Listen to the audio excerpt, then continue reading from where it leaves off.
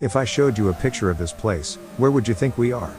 The colorful buildings, the cobblestone streets, the promenade along the lake. It looks like Portofino in Italy. Or maybe a high-end resort in France. But what if I told you this is actually India? Welcome to Lavasa.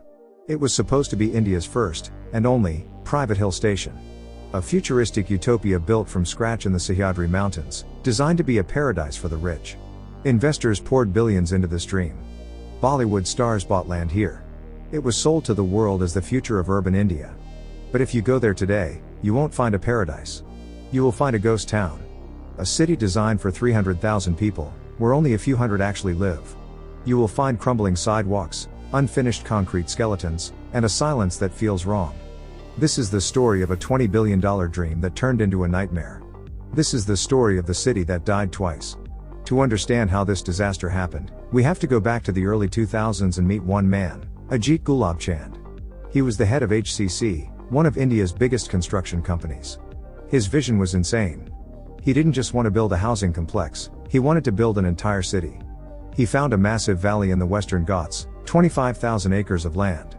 To put that in perspective, that is 1/5 the size of Mumbai. The plan was ambitious. Lavasa would have its own government, its own power supply, and its own water system.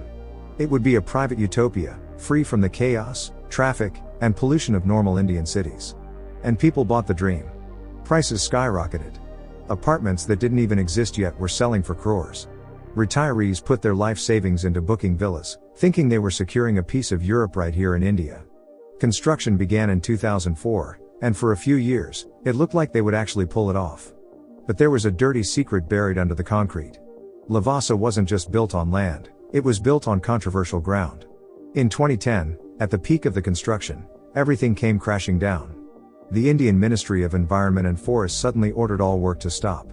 The government claimed that Lavasa had violated environmental laws. They were cutting down hills and damaging the delicate ecosystem of the Western Ghats, a UNESCO World Heritage Site. For one full year, the crane stood still. Not a single brick was laid. And in the construction business, time is money. Investors got scared. Banks stopped lending. The cash flow dried up.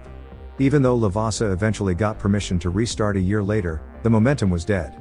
By 2018, the dream was officially over. Lavasa Corporation declared bankruptcy.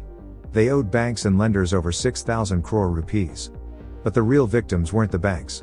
It was the people. Thousands of middle-class families had paid for homes that were never finished.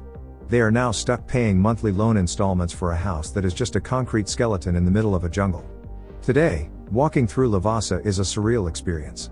From a distance, the city still looks beautiful. The Italian-style buildings reflect perfectly in the Waresgan Lake.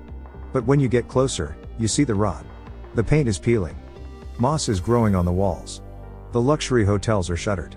The city that was designed for hundreds of thousands is now inhabited mostly by security guards and a handful of stubborn residents who have nowhere else to go. For a moment in 2023, there was a glimmer of hope. A company called Darwin Platform Infrastructure won a bid to buy the city for 1,800 crore rupees and finish the project. The residents celebrated. They thought their investment was finally safe. But in true Lavasa fashion, even that hope turned out to be a mirage. In 2024, the deal collapsed. The National Company Law Tribunal dismissed Darwin Platform's application because they failed to make the payments. To make matters worse, the company's founder was raided by the Enforcement Directorate in connection with money laundering investigations. So, as we enter 2026, Lavasa is back to square one. The insolvency process has restarted. The banks are desperate to sell the debt for pennies. And the city continues to crumble. Lavasa was a bold experiment.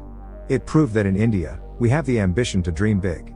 But it also proved that you cannot fight nature, and you cannot build a city on debt. Today, it stands as a beautiful, tragic monument to a $20 billion mistake. A place where the architecture is Italian, but the tragedy is entirely Indian.